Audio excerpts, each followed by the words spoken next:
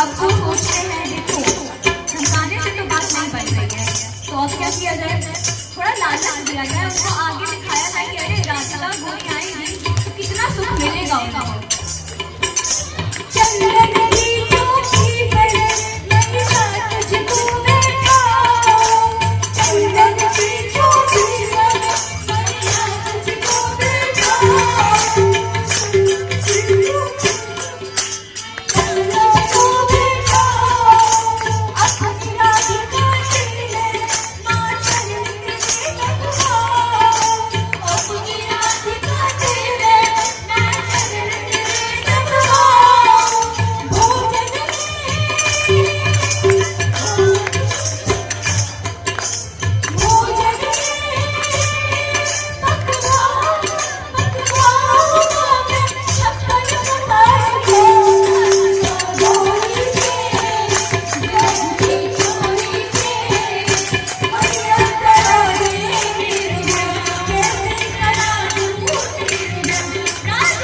Oh